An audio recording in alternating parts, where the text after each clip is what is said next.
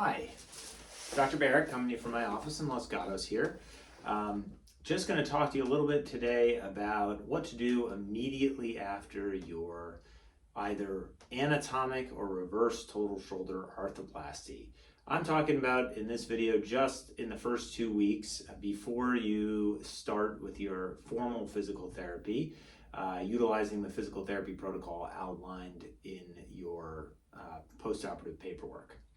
So here's the things you can be doing at home to minimize stiffness, help decrease discomfort, and also, just some basic tips on management of the wound dressing.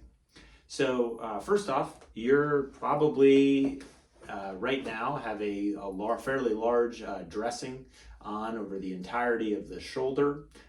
This is just to help pad the area and also create a more cosmetic effect immediately after surgery. Underneath this, if this is removed, you'll notice that you have an incision from here to here, and there will be a white strip of non-stick material that can also be removed. And underneath that, you'll find a strip of waterproof dressing. This is called a preneo, and that will be kept in place. That will actually seal the wound up, and you can shower and let water run over it. Although it is possible to shower immediately after surgery, most people usually wait a couple days as the water hitting the surface of the raw incision can be a little bit uncomfortable. So if you're going to take a shower right away, usually people will kind of keep that area covered just for a couple days. And that's all the wound management you have to do. We're going to take a look at that, trim the 2 suture ends at the time of your 2-week follow-up visit, and then the preneo will fall off on its own at 2 to 3 weeks. If you notice any spreading redness outside the bounds of the incision there, please contact the office to let us know, as that can sometimes be an allergic reaction or at worst, potentially an infection, so you should contact the office. The next things we're going to talk about are just some of the general exercises you can be doing for both anatomic and reverse total shoulders. You can come out of the sling to do these exercises, but we do want to be fairly conservative in the first 2 weeks and keeping the sling on when you're either asleep or when you're out walking around to avoid any damage to the shoulder. So the first exercise you can work on is a pendulum exercise. People actually really like this, and this is just completely passive motion of the shoulder performed in the standing position. In this position, right, the arm is out of the sling and it is allowed to hang down in front of the body while leaning over a table.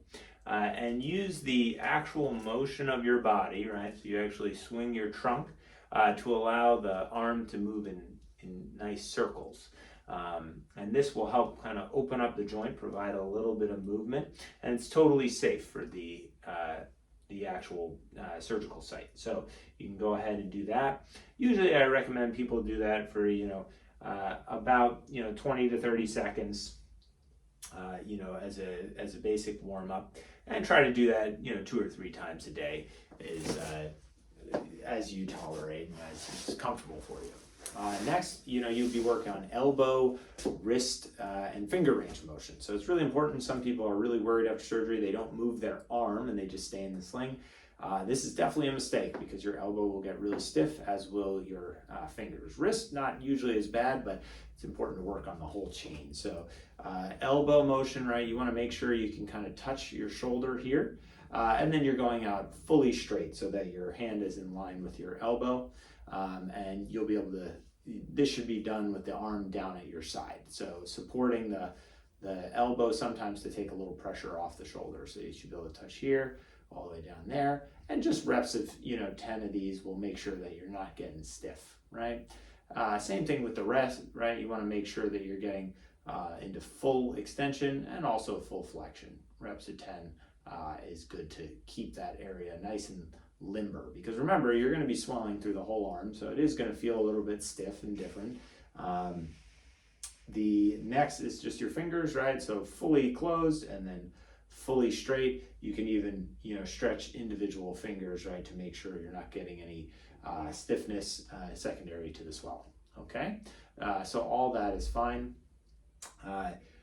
The next thing you can be doing is external rotation exercises. So with the elbow supported, this is a little different between the reverse and the total shoulders, right? So for a reverse, realistically, due to the nature of the implant and the lack of a subscapularis repair, you can go all the way out to about 60 degrees. So if 0 degrees is directly in front of the body, you can go all the way out to 60 degrees even during the first 2 weeks.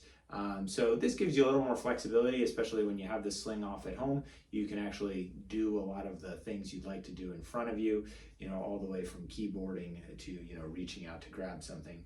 But remember, any lifting should be less than 2 pounds in those first 2 weeks. For a standard anatomic shoulder, due to the fact that your subscapularis was repaired, you will only be allowed to do about 30 degrees of external rotation, so significantly less. Also, we're going to restrict a lot of any type of motions, during your everyday life that require external rotation, because we want to let that subscapularis heal. So okay to do for the purposes of exercises, but we're really not going to be utilizing it like the reverse would be able to. But if you want to work down here, keeping your elbows at your side, that's totally fine. The next exercise we can kind of talk about are for keeping your deltoid muscles functioning properly. And that involves what we call isometric exercise. So the joint is not changing position, but we're applying tension against the muscle.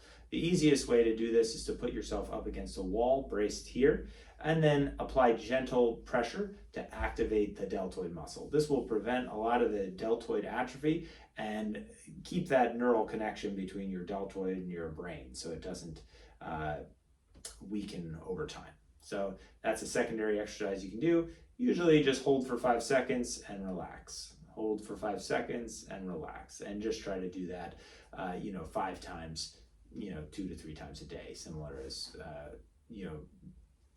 similarly as described for the other exercises. Next are some active assisted range of motion exercises. For this, I suggest all people start on a high tabletop, and what you can do is actually, bring your arm up and rest it on the table, and then crawl along the surface of the table to get motion up to 90 degrees, and then, back again to get just a little bit of motion in there. This is for a total shoulder. This is the safest way in order to work on it. The next exercise would be more for the reverse shoulder post-op patients.